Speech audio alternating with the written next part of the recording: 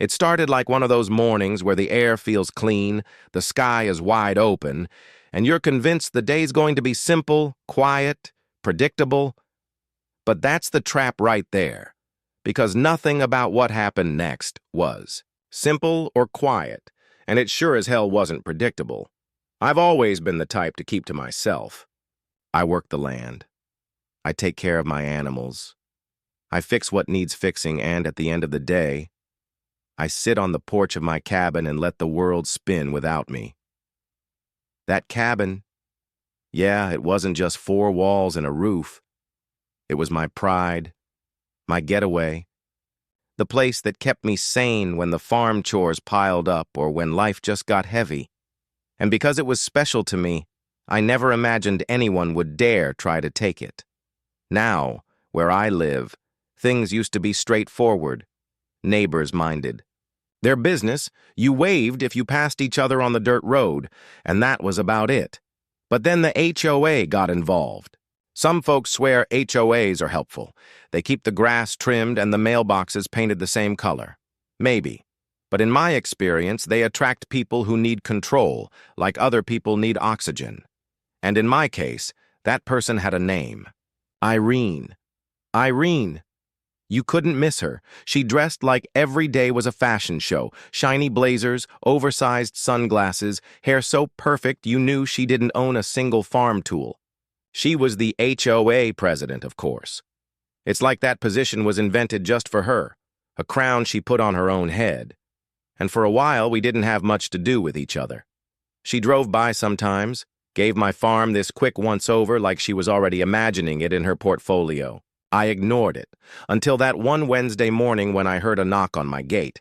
I thought it was feed delivery. Instead, I opened the gate and there she was, Irene, leaning into my space with a smile that didn't touch her eyes, smelling like some perfume you'd expect to find in a city boutique, the kind of scent that doesn't belong within a mile of a barn. I remember leaning against the post, waiting for her to get to the point because people like her don't show up for small talk. Sure enough, she glanced right past me, straight at the cabin. "You've got a beautiful setup here," she said, tapping that clipboard of hers like she was already planning where the wine glasses would go. I thanked her out of courtesy, but my gut was already tight. She wasn't here to compliment me. And then, like she was offering me the deal of a lifetime, she came out with it. She wanted my cabin, not to buy it, not to rent it. She just wanted it. One night, she said, so she and her city friends could experience the rustic charm. She even gestured to it like she was presenting a property listing. I kept my voice polite, told her no, that the cabin was private, not a community lounge. Her smile broke right there like thin ice under a boot. She narrowed her eyes and the sweetness dropped out of her tone. "I'm done talking," she said. "This cabin better be ready when my guests arrive." I almost laughed in her face, not because it was funny, but because the sheer audacity of it was so ridiculous it knocked the breath out of me. I told her she couldn't be serious, but she just smirked and walked away, her heels stabbing the gravel like punctuation marks to a sentence I didn't want to read. That was the moment I knew. This wasn't over, so I prepared. I checked my cameras, all angles covered. I printed new no trespassing signs and nailed them where even the blind could see. I locked the gates. If she wanted to play a power game, I was ready for it. The next day, sure enough, here they came. SUVs rolling down my gravel road, polished shoes sinking into dirt they had no business standing on. Irene strutted out in a fire-red blazer, sunglasses. So big I wondered how she could even see me. Behind her, her friends piled out. Sequined dresses, polished shoes, wine bottles clutched like trophies. And then she opened her mouth. "And this," she announced, waving toward my cabin like it was hers, "is my countryside retreat." My jaw clenched so hard I swear I felt my molars grind. She wasn't just trespassing. She was claiming my place in front of witnesses. I stepped forward, voice steady but sharp. "Ma'am, this is private property. You're trespassing." She didn't even turn to acknowledge me.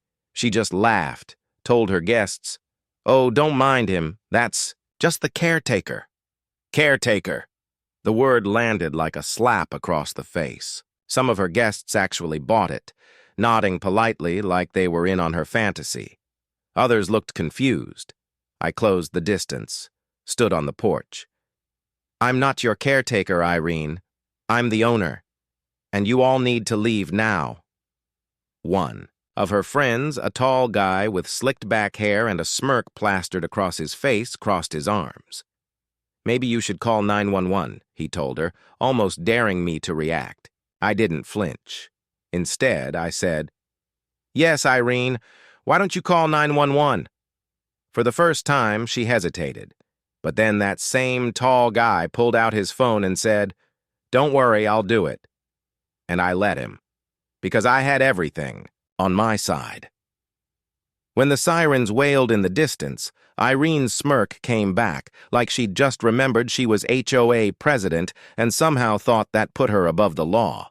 The patrol car rolled up, tires crunching the gravel, and out stepped two officers.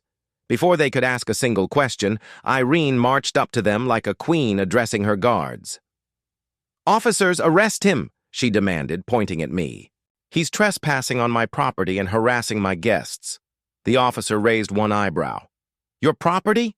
"Yes," she snapped. "I'm the HOA president.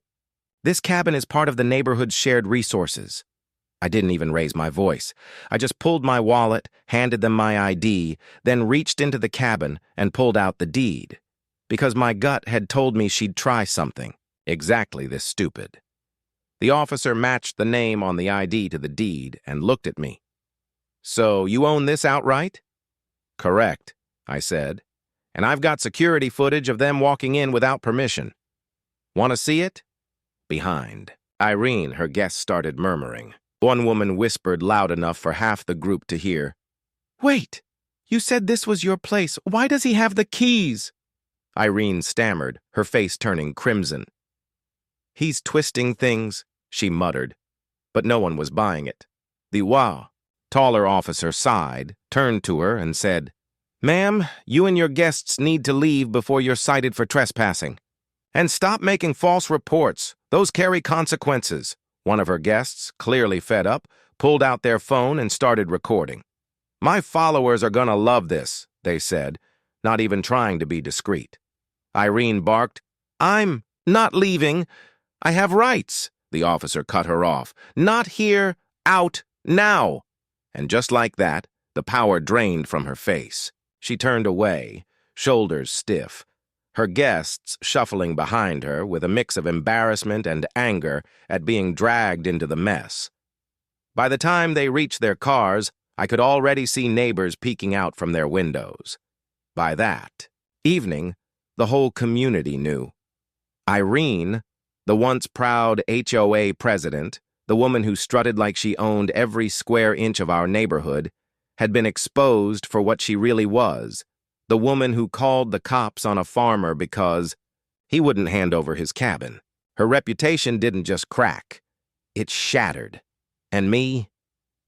I sat on my porch that night, coffee in hand, listening to the crickets, grateful that sometimes the truth doesn't just set you free, it puts a spotlight on the people trying to chain you down. Now here's where I'll leave it with you. What do you think? Did Irene get what she deserved? Or do you think there's more to the story of why people like her feel entitled to control everything they see? Drop your thoughts in the comments. Share your own run-ins with HOAs or pushy neighbors, because I know I'm not the only one with scars from battles like these. And if you enjoyed this story, stick around. There are plenty more HOA showdowns to tell.